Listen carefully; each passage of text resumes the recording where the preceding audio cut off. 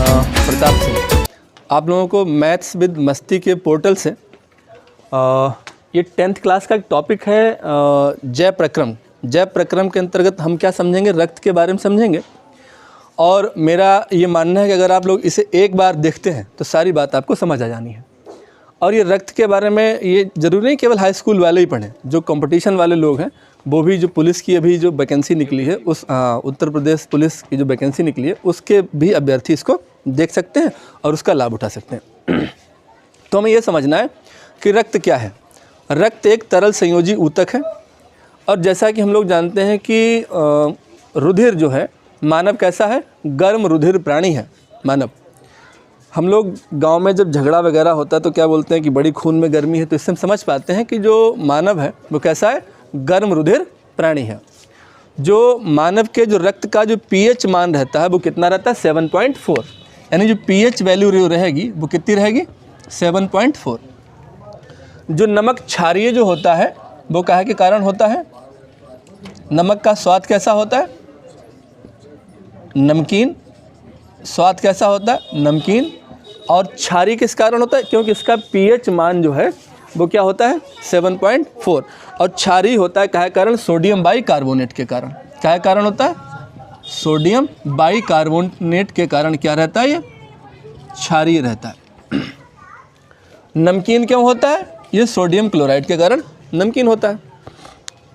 यहाँ हमने और एक बात समझनी है, रक्त में जो मनुष्य के शरीर में जो रक्त होता है, जितना आपका वजन है उस वजन का 7 से 8% हमारे शरीर में क्या रहता है, रक्त रहता है। ठीक है, ये हमने कुछ रक्त के बारे में समझा। और हम देखेंगे कि रक्त को हम 2 भागों में बांटकर पढ़ेंगे। एक तो हमने क्या देखा, एक तो हमारे पास है क्या, प्लाज्मा। एक तो हमारे पास क्या है, प्लाज्मा। और दूसरा हमारे पास क्या है, रुधिराणु। क्या हमारे पास है, रुधिराणु। ठीक है, हम क्या देखेंगे, रुधिराणु। ठीक है, प्लाज्मा कितना रहता है हमारे पास, 55% हमारे शरीर में क्या रहता है, प्लाज्मा। हमारे रक्त में 55% प्लाज्मा रहता है और 45% क्या रहता है, रुधिराणु। और रुधिराणु में भी कौन कौन से 3 तरह के रुधिराणु होंगे, कौन कौन से, आरबीसी, और कौन सा, डब्ल्यूबीसी, और कौन सा, प्लेटलेट।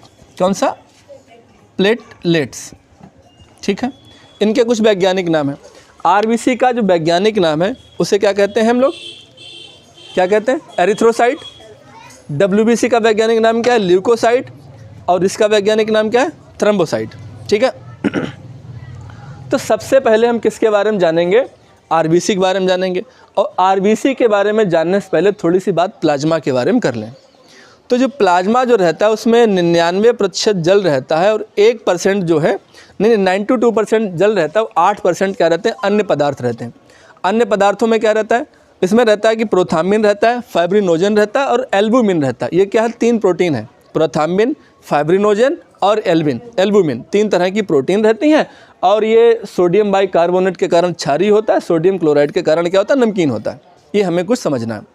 प्लाज्मा का कार्य क्या है, प्लाज्मा का सबसे बड़ा कार्य ये है कि ये ताप को मेंटेन रखता है, ह्यूमन बॉडी टेम्परेचर को मेंटेन रखता है। जैसा कि मुझे पता है कि जो मानव का जो तापमान रहता है वो कितना रहता है, 98.6, और कुछ किताबों में 98.4 है। चूँकि हम लोग एनसीईआरटी के अकॉर्डिंग क्या करते हैं, 98.6 को ही वरीयता देते हैं। ठीक है, और क्या कहता है, और प्लाज्मा का दूसरा काम ये है कि ये भोज्य पदार्थों का क्या काम करता है, परिवहन करता है। दूसरी बात क्या समझनी मुझे, आरबीसी के बारे में एक महत्वपूर्ण बात मुझे ये समझनी है कि जो आरबीसी हम जो पढ़ रहे हैं, आरबीसी को हम क्या कहते हैं, एरिथ्रोसाइट कहते हैं। और जो आरबीसी का जो मुख्य काम है वो क्या है, हमें ये सबसे ज़्यादा महत्वपूर्ण तरीके से समझना है कि आरबीसी बनती कहाँ है। जन्म से पहले जो बच्चे में जो बनती है वो कहाँ बनती है, लीवर में बनती है। और जब हम जन्म ले लेते हैं तो उसके बाद हमारे शरीर में कहाँ बनती है, लाल अस्थि मज्जा में बनती है। तो सीधा से समझें कहाँ बनती है, अस्थि मज्जा में। तो अस्थि मज्जा को हम ये समझेंगे कि हमारे शरीर की जो सबसे जो लंबी जो अस्थि रहती है, ये हमारे शरीर की सबसे लंबी जो हड्डी है, सबसे लंबी हड्डी के ऊपर वाला ये भाग, ये नीचे वाला भाग, इसे हम क्या बोलेंगे, RBM बोलेंगे। इसको क्या बोलते हैं, रेड बोन मैरो, यानी लाल अस्थि मज्जा। इसके यहाँ से क्या बनेगा, लाल वाली यानी आरबीसी बनेंगी। और यहाँ से बीच वाला पार्ट है, यहाँ से क्या बनेगा, यहाँ से बनेगा YBM, यानी क्या बोलेंगे, येलो बोन मैरो यानी पीत अस्थि मज्जा। यहाँ से ल्यूकोसाइट यानी WBC मिलेंगी और यहाँ से मुझे क्या मिलेंगी, RBC, यानी RBM से क्या मिलेंगी, RBC मिलेंगी और YBM से क्या मिलेंगी हमको। ठीक है, तो RBC का सबसे RBC में होता क्या क्या, पहले हम इस बात को समझ लें कि RBC में क्या पाया जाता है, हीमोग्लोबिन पाया जाता है। हीमोग्लोबिन क्या है, हीमोग्लोबिन का मतलब होता है हीम और प्लस ग्लोबिन। हीम क्या है, हीम आयरन है। हीम क्या है, आयरन। लोग कहते हैं ना कि तुम्हारे शरीर में लोहा है, तो लोहा का मतलब है, हम लोग जब आयरन लेते हैं, आयरन का मतलब होता है ये हमारे RBC के स्तर को बढ़ाता है। ठीक है, एक बात और समझेंगे कि जो RBC का जो काम होता है वो क्या काम होता है कि ये ऑक्सीजन को परिवहन कराने का काम कराता है।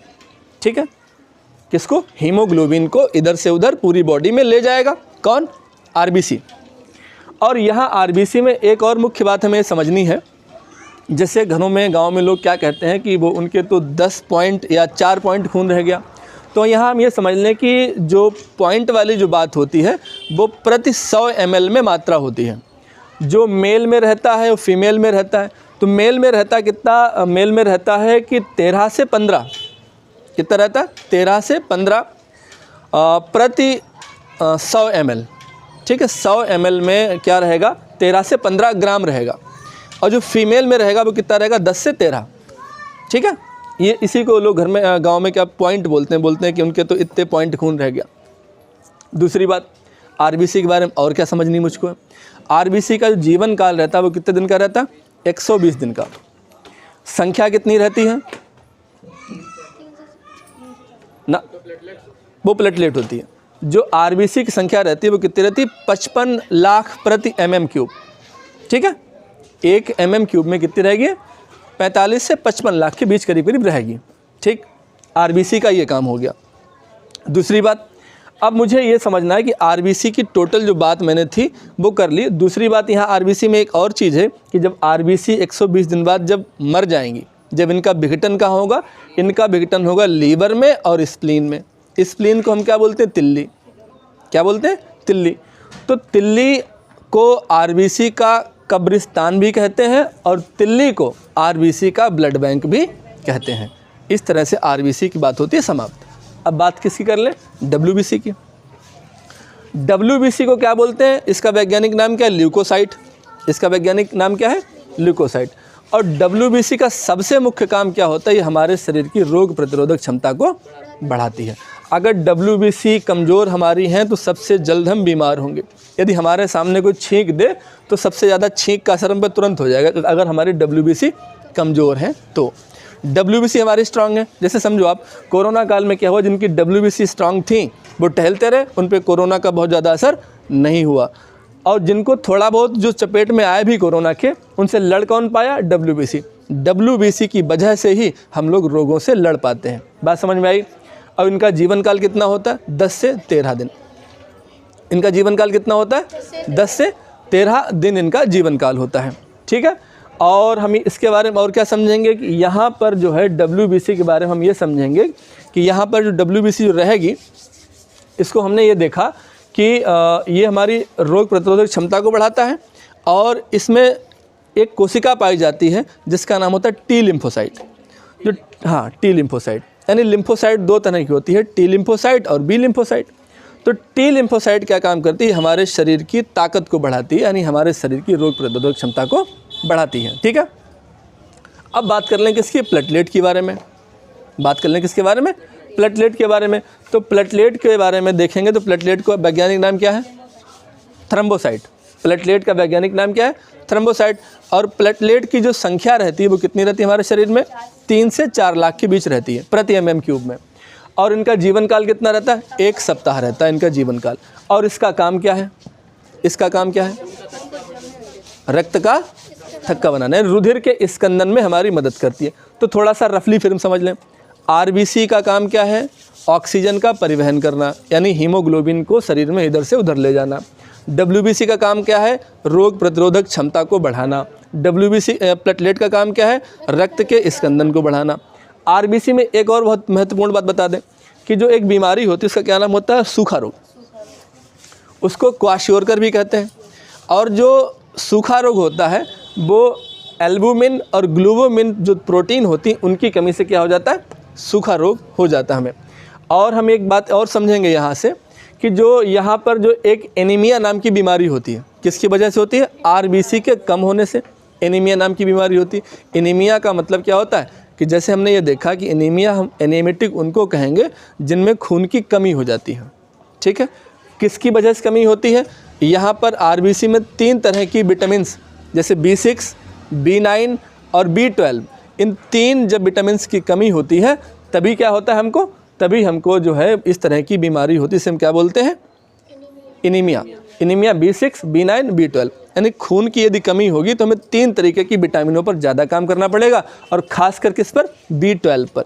B12 को हम क्या बोलते हैं, इसमें कोबाल्ट नाम का तत्व पाया जाता है, और कोबाल्ट क्या काम करता है, हमारी आरबीसी को वयस्क होने में हमारी मदद करता है। बात समझ गए, बात समझ गए। आरबीसी, डब्ल्यूबीसी और प्लेटलेट, इनके तीनों के काम भी समझ गए। और यहाँ से पूरे हमने रक्त को समझा, प्लाज्मा, रुधिराणु, 55% प्लाज्मा, 45% रुधिराणु, रुधिराणु में आरबीसी, डब्ल्यूबीसी, प्लेटलेट, इसका काम क्या है, भोज्य पदार्थों का परिवहन करना, ताप को मेंटेन रखना। और हमने क्या देखा, आरबीएम से क्या बनेंगी, आरबीसी बनेंगी, यहाँ से क्या बनेंगी, डब्ल्यूबीसी बनेंगी, और इसी अस्थि मज्जा में से ही क्या बनेगा, क्या बनने वाला है, प्लेटलेट। प्लेटलेट भी यहीं से बनने वाली। यहाँ से बात समाप्त होती है।